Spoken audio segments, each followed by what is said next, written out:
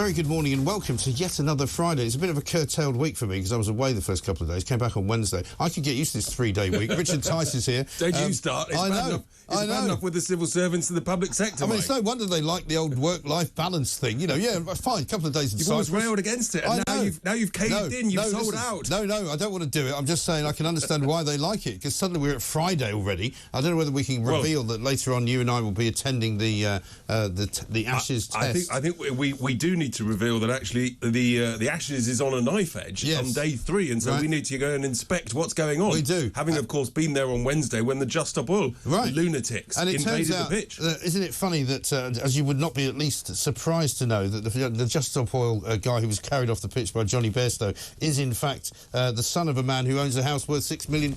Surprise. So he's a toff. So he's a wealthy toff. Yeah. Interesting whether or not he's ever had a job. Well, no, he's a student. He's studying some kind of, Oxford University student, Daniel Knorr. He lives in, has got a £6 million gated mansion as his family home. His 54-year-old father, Robert, is managing partner, you might know him actually, of a private equity company called Mid-Europa, which handles assets worth £4.5 billion.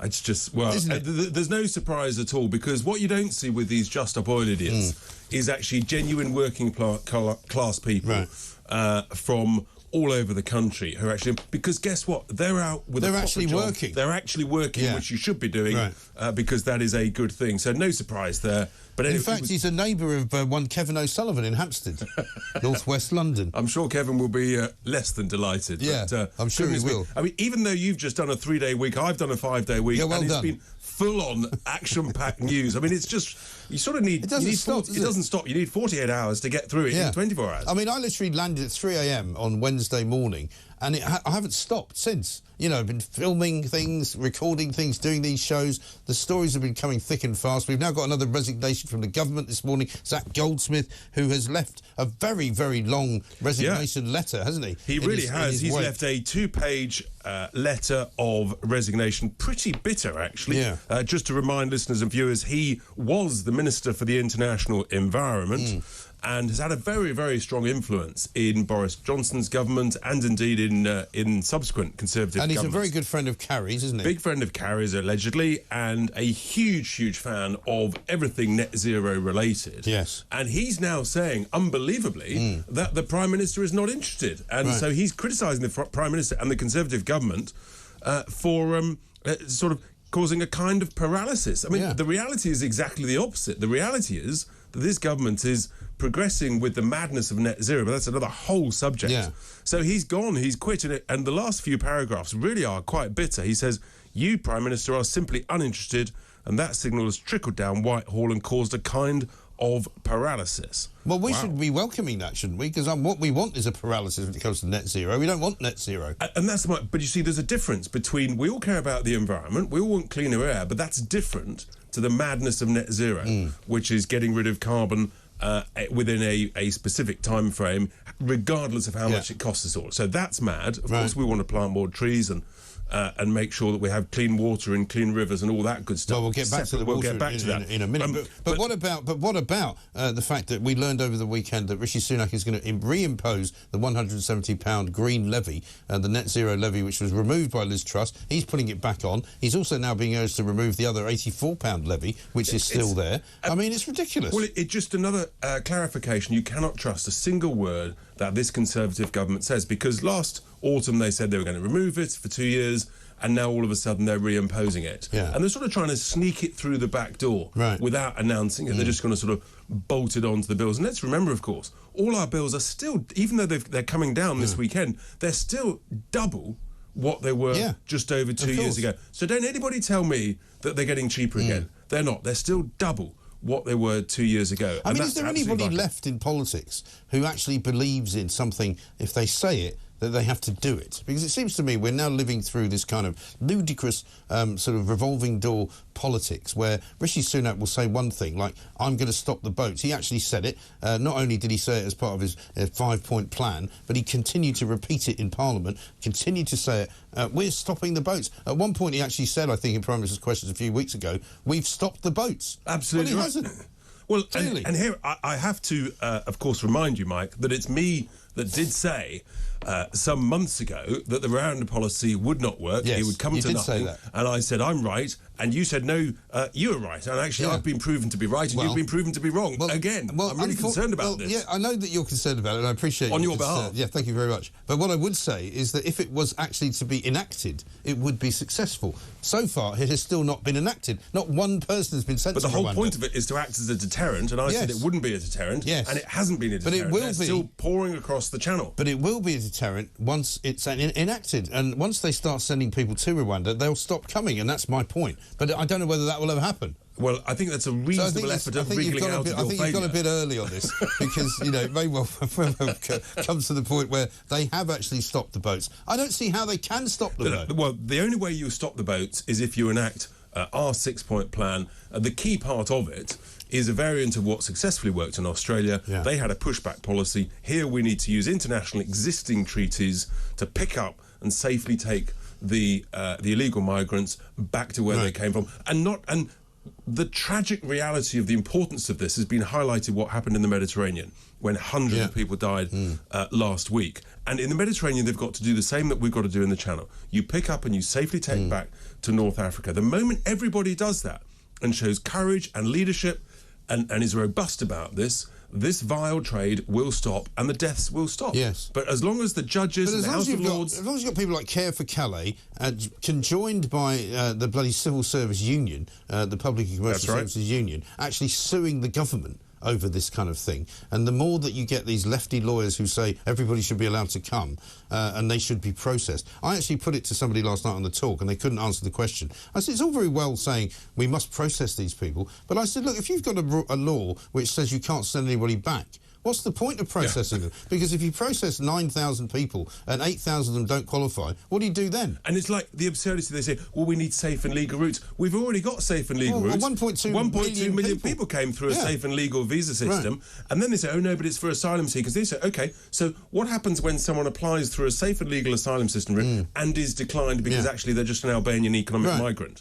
At which point, guess what? They're going to come here illegally. And so you're back to where you started from. The whole thing is a complete fraud. It's a complete fake, and it needs to stop, and it requires some proper political courage. And people genuinely on this show yesterday were really angry, as I was, because, you know, we could see what was going on. We could see that these Court of Appeal judges, albeit that it was a split decision, have no clue what it's like to live in a place like Bournemouth, for example, which has been basically overtaken by a whole load of migrant hotels, same in Peterborough, same in Doncaster, same in places in ordinary Brighton. towns up and down the country. And I am starting to receive stories from people who live near these hotels, and there are some absolute horror stories coming out that I'm trying to verify.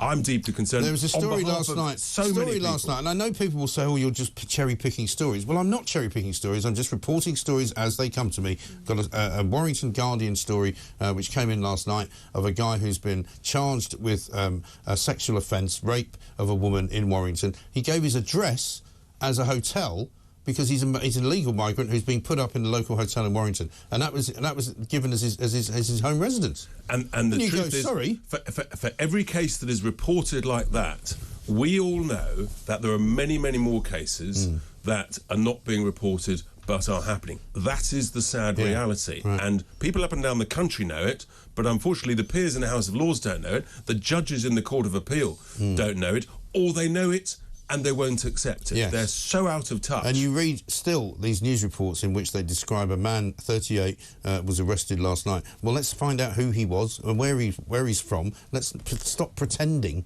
shall we, that these people are not coming here, not all of them, but many of them coming here, committing crimes and not being held accountable. But you see, the truth is also that these decisions over the last couple of days, in a sense, they sort of help the government, because what they're going to do is they're going to waffle with warm words saying we're going to do everything to stop the boats, and they'll go into the manifesto with that.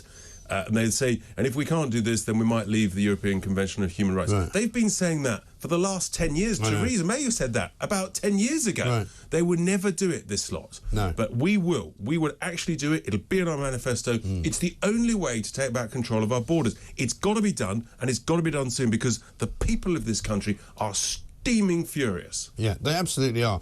We're still steaming furious here as well. We want to hear from you all, of course. We'll take all of your calls this morning between now and 1 o'clock. 0344 499 1000. Richard Tice is here. We're going to come back to you with some NHS stories. We're going to talk about Nigel Farage as well. Also, Thames Water. What on earth is going on there?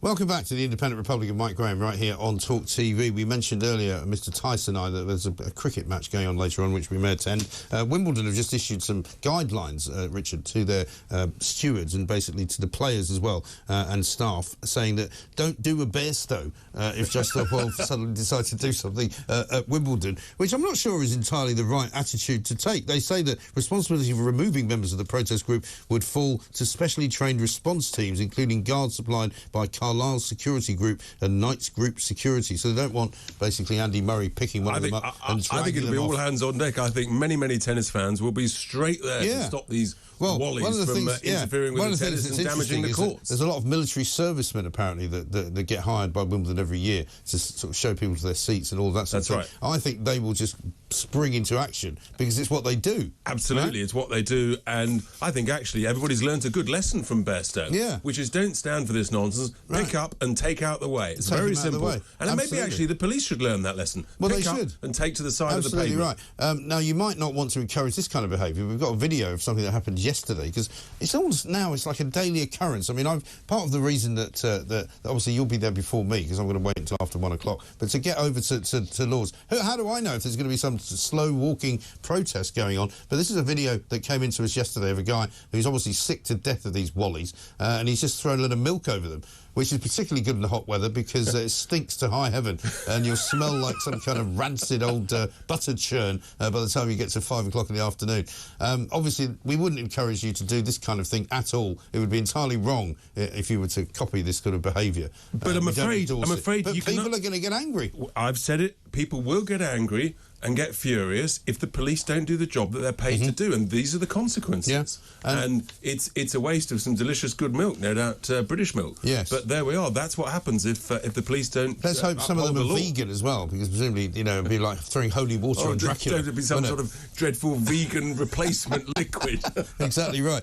Now let's talk about this terrible situation with Nigel Farage, who revealed yesterday on his social media account that he's had his bank account closed and that he can't find anybody else to actually allow him to have a bank account. Yes, and this is absolutely factual. I've obviously been liaising with Nigel, and I know that he has been refused by a number of other banks, and that it is absolutely shocking. And the question is why. But of course, I've had personal experience of this myself because about 2 years ago, I got a very similar letter as leader of Reform UK from one Metro Bank who told me that we had to shut our bank our account and move everything away within about 45 days. And I actually did a press conference on this. I was so incensed. I mean, I've been involved in companies and dozens, if not hundreds, of bank accounts and loans over a 30-year business period. Never once has a bank told me to shut my account and to remove everything within 45 days. So I knew something was wrong. Yes. And Nigel is experiencing it personally and with his And business. He said it's been going on for a couple of years, this whole kind of This has been going on. He's felt in a sense, the net tightening. And it's very, very scary. It basically means you can't operate. And this is the direction of travel. And it's why something like a central bank digital currency type of approach is so dangerous. This is a sort of social credit system. We're just going to gradually constrain your ability to operate. And it's utterly appalling. Right. And he said in his video that he could see that he might be in that category, which is an EU category, apparently, of politically exposed person, who's somebody who might be considered to be a risk of a different kind. Is that what he thinks? And that's a real thing, because I'm a politically exposed person. It means the banks have to tick all sorts of extra boxes in order to open and maintain an account. And it's really... I actually wrote to the Governor of Bank of England and said, this is wrong, we need to have a bank account of last resort. Yes. He acknowledged the email, but then I never heard from him again. 2 years later, Andrew, I'm still waiting. Okay. Love to hear from you. Okay. And what about Chris Bryant's role in all of this? Because he's been named by Nigel again as a guy who, in Parliament, using privilege, suggested or alleged that Nigel Farage was in receipt of money from Russia, which is an outrageous thing to allege. It was an outrageous allegation. Which, outside of Parliament, would be libel, would be, subject to lawsuits. And Nigel asked him to make the same allegation outside Parliament so that he could sue him, because it was completely false, completely outrageous. Yeah. And of course, Bryant had no evidence, wasn't able to back it up, and so didn't repeat it outside Parliament. Right. That may well have had some form of influence. Yeah. I remember when I was called a money launderer. I know that the bank I use, right. it went all the way up to the main board. Is right. Tice a money launderer? Right. Of course it was. I sued the member of the SNP right. guy, and won and got a donation to a charity, because it was completely outrageous, and it was libelous, and he made it outside a parliamentary chamber. Interesting. So what's the latest from the Farage situation? Nigel, he is looking for a new bank account, and at the moment, as he said yesterday in his video, which has now been viewed 19 million times in 24 hours, at the moment, he is struggling to find a new account, and it's absolutely appalling. It really is. It's dreadful, isn't it? Maybe you just have to start a new bank up. Well, there we are. There's a thought. That could be the way to a new fortune. It could be the biggest crowdfunder ever. But just start your own bank. But the reason is you couldn't do that because, of course, the establishment, the Financial Conduct Authority, they wouldn't give you approval because they don't want this to happen.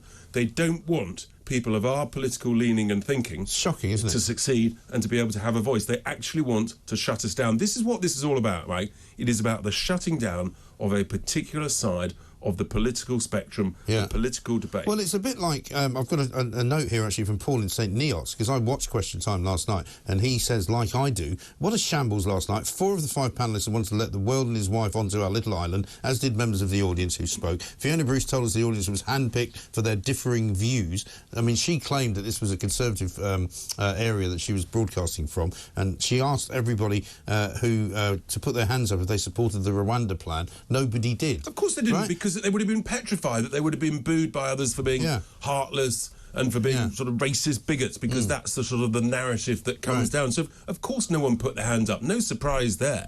You'd have had to be a very brave person to have put your head up. And the Labour candidate, or the Labour person who was on there, said, these people are being put in hotels that are not fit for rats.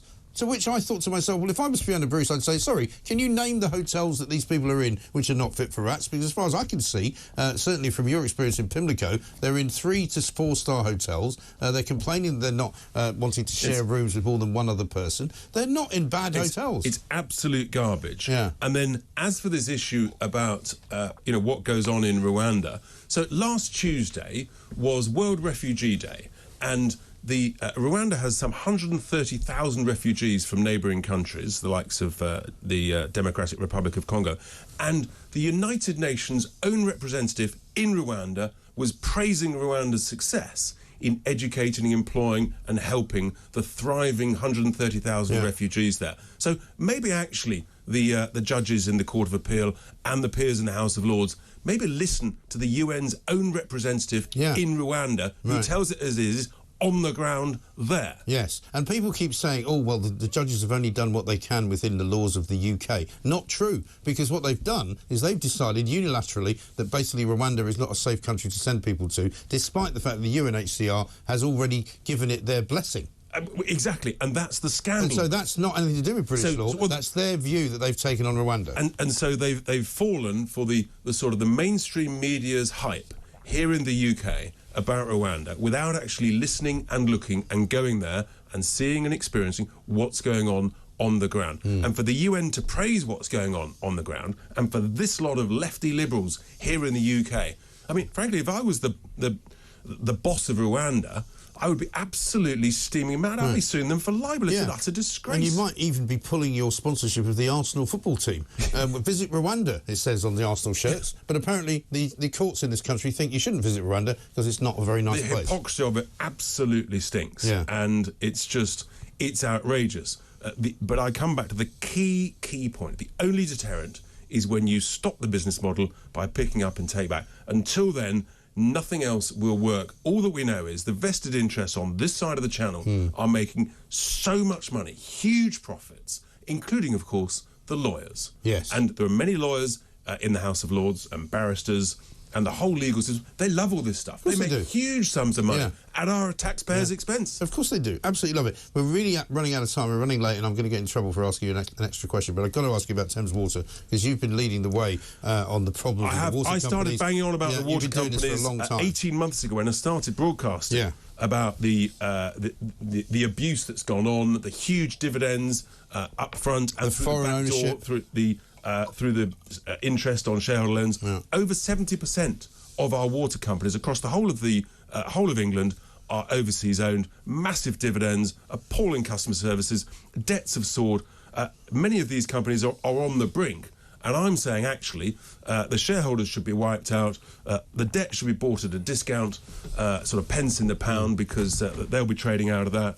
And this has got to stop. Yeah. And that's why my solution, which is a 50-50 public ownership, 50% with British pension funds, that is the right long-term solution for this country, for our water companies. Yeah, it's got to be done. I assume you'll be talking about that on Sunday? I will indeed be regaling at length on Sunday about that and much, much more. Excellent stuff. Richard Tice, a man worth listening to at all times. He's not always right, but he's right quite a lot of the time.